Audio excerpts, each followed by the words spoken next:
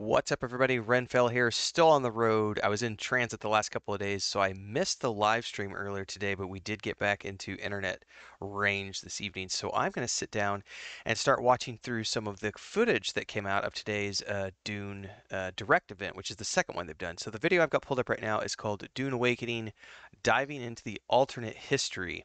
And we've kind of already gotten a glimpse of this because they're running with the lore appropriate aspect of Paul Atreides and his ability to see multiple timelines and the multiple potential futures unfolding in front of him as the Kwisatz Haderach. And we've been reading through.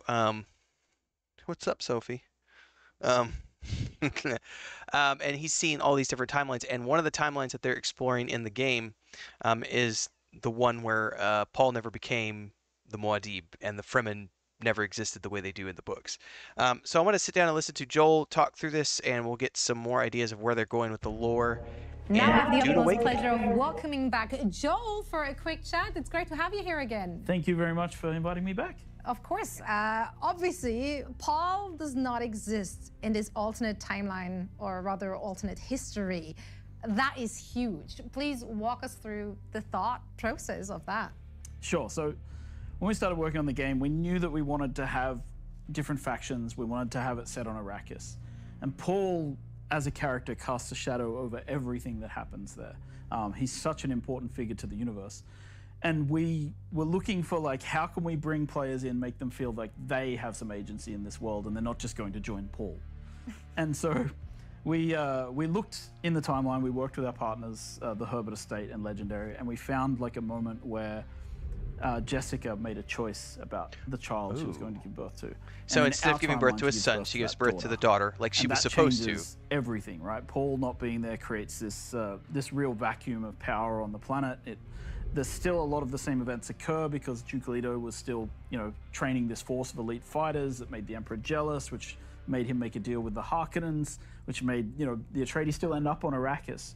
But then because of the events that Jessica chose, she is now more tied to the Bene Gesserit faction, and they have trained her as a truthsayer, and she has the recognition. Table keeps of moving, UA's guys. I'm sorry, the betrayal of cat what is going happens. crazy. And that leads to the Atreides being prepared for the Battle of Arrakeen, which means that they manage to defend themselves, which means that they don't get wiped out. And that leads to these major factions being in conflict on the planet of Arrakis. Let's talk about Lady Jessica's decision then, which, started the whole thing here. Obviously, with her complying to the Bene Gesserit rule of having a daughter, why did she even make that decision in the first place? Well, she's always been torn in her loyalties, right? She came to the Duke and she fell in love with the Duke, but she also had the agenda of the Bene Gesserit in her mind. I just right? closed the door. And then there's the other side of course, that the Duke never made her his wife. And she was always just a concubine. She has to make a decision. And of course, in the book, she made the Paul decision. In our game, she made the Aristay decision. And that, I think that people are very complex, and she had these, these very complex ideas going on. And so, torn in her loyalties, in this case, she chose the Bene Gesserit. So let's talk about Arista's, part of the story then. Is she taking up Paul's mantle, or is she just a completely different, she is a completely different person. It's an original What's her character. agenda? What's her spiel? Aristay has her own path to walk, right? And the path of the Lisan al-Gaib and the Kwisatz Haderach is not available to her, and it doesn't happen because events don't play out the same way. She doesn't end up in a situation. This is not the where she has to novel, and face that's going to be a anything. hard thing for some she people to is grasp. a But it is lore precocious appropriate. girl. She grew up with the Different Bene Gesserit timelines. training that her mother would have given to Paul, the Mentat training that Thufir would have given to Paul.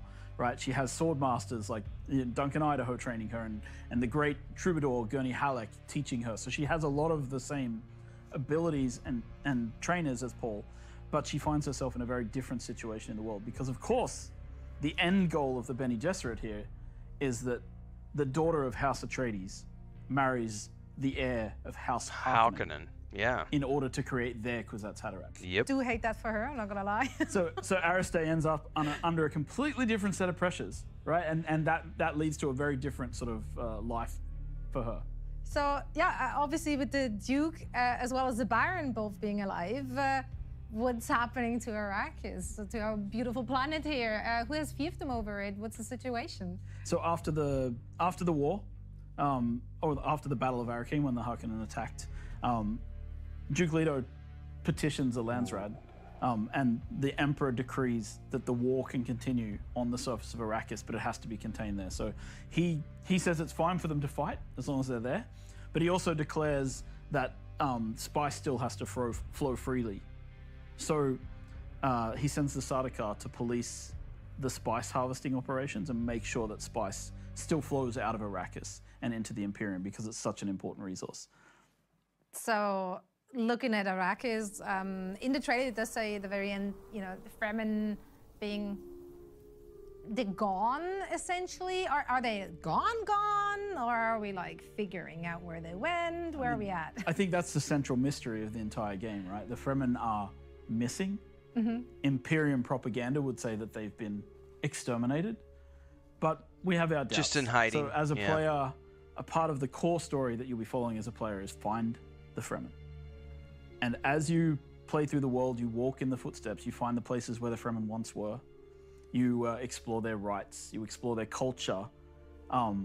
That sounds a lot like the Conan Exiles aspect, where you're I'm not going to answer that question, but that's part of you're what the finding story clues is and about. But hints their to cultural things impact is still very in the much world. felt It's environmental as I'm storytelling. traversing through Arrakis. Both their impact, like both the remnants of what they left behind when they left the abandoned Seaches and things like that, but also the vacuum of power, right? Because the Fremen that was their territory, and they were extremely fierce about defending it. And with them not in the area, other people have started to fill in the gaps. I do want to talk about the impact that story and narrative has, though, on Dune Awakening, because it is a survival MMO. If we're looking at the survival part, usually the extent of story in a survival game is, oh no, your plane crashed. Oh no, you're shipwrecked. Oh no, it's an apocalypse. Figure it out. Clearly, that is not the case for Dune Awakening. There is a lot of story to be explored for the players. Absolutely. I think we want to give players a clear journey to follow in the game, right? So they can explore the world. I wonder if and they this have means we're getting a backbone, narrative story storytelling thread that they're following component, as well, or if it's going to be like Conan they're Exiles, interested. where If it's they're not environmental interested, they don't have to care storytelling. that much about it, right? It's there, but you follow Like, are we going to have a NPCs fairly and quests? in-depth story, and it's kind of always plans within plans. You know, so you're always having to think about what people actually want and what the motivation is. Like, why are you looking for the Fremen? Is it a really important question that you should probably ask yourself as a player. Okay. Like, what exactly have you been sent to do this for? And I think these kind of elements provide a little more motivation for players as they explore the world. I do love that. What are your thoughts here generally? I mean, obviously by creating an alternate history and timeline, lots of different moving pieces, can we still expect to see similar beats that, you know, we know and love from the books or the movies? Absolutely. I think that just because Paul doesn't exist, a lot of the factions have the agendas that they had, right? And they're still trying to achieve So it's the still things that they a were lot trying of- to yeah. achieve, even when Paul did exist, right? Correct. From the books. In his universe. This is So, where I think a lot of people need to read the books you will to encounter, get a better understanding. first of all, characters Or watch who the maybe films. would have They're died amazing. in the books due to certain events. They're present in the game. Yeah, Duncan, You'll also Idaho. encounter factions trying to achieve goals, but in a slightly different way because they don't have to account look for at that the Paul concept element, right? So for players, it's great because I think Dune fans should get a kick out of exploring the way that the thought experiment of like, okay, if Paul's not here, what is here, and what are people trying to do, right? And I think that kind of leads to very interesting consequences as you play. Yeah, I love the far-reaching consequences that has into the future of the game as well. We talked last time already about, you know, respecting the source material, which there is so much to draw from with the books and the And they movies. are. How do you make sure when you're creating an alternate history, that's a big step. How do you make sure that you're not veering too far away from that source material? Yeah, I mean, I think it's just a matter of like taking the source material as always the starting point, like It's being the able to codex. extrapolate out in ways that are like as logical as possible, and being able to say, look, I started here at point A, and my conclusion is yes, I'm here at point B, and because of the old history, this makes a lot of sense as a logical conclusion. So we start there, then of course we have like our partners, they've got legendary, and I was gonna the say the Herbert Herbert who can estate. keep us grounded and keep us in line with what we should be doing, right? So we run a lot of our stuff by them for fact checking. Like we have this ridiculously long timeline document that we've written, and I think it's like 10,000 words of just timeline. And then we've shared that to get it approved by the Herbert estate and things like that. So we do our research, and we always start with the source material. And I mean, I think it's pretty clear from everything you've said, from everything we got to see thus far, that there's a lot of love and respect for the Herbert's writing, for the source material we're also seeing from the movie. So I know for sure that the game is in very good hands with you guys, Joe. I'm very excited. I mean, I will say the one thing that we try to do is just make sure that we preserve the legacy. And part of the reason for doing an alternate timeline is that we don't want to step on what's been created that's amazing. We want to do the sideways thing and not actually ruin any of the canon over there.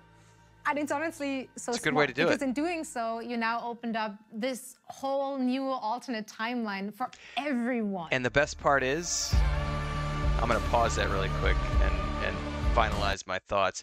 The best part about that is the people who love and respect the books and the original books and the films and everything else, they still have that and they can refer back to that. But this is something that's completely different, and it's in a separate timeline, which is lore appropriate, but it doesn't touch anything from the books. So no one can make any claims about how they ruined this, they ruined that, they weren't supposed to do this, they weren't supposed to do that. Well, that's not true, because Paul saw an infinite amount of timelines in his visions, and this is just one of those, which gives him a lot of free reign. I'm super excited for Dune Awakening. I can't wait. I've been following this game for quite some time on my channel now. Really excited to play it when it comes out. We have a bunch of people in our World of Warcraft guild that are ready to go as well. People who have gone, we went out and played Enshrouded before and some other games. This is going to be the next one on the agenda once it becomes available. They do have a great Discord, so if you haven't already checked it out, make sure to join the Dune Awakening Discord and follow along, because there were quite a few videos that came out from the Dune Awakening Direct event that happened, I believe, earlier today, but I wasn't available until this evening. And I'll be covering those over the next few days over the weekend, so hopefully you'll stick around for those. So like, subscribe, hit the bell icon so you never miss an update. I'm still out of the office, so the daily streams won't happen until I get back in the office on July 1st. But make sure to follow along on Twitch as well, because I am streaming occasionally while I'm on the road. But in the meantime, don't forget the Discord and the Patreon, and I'll see everybody in the next one.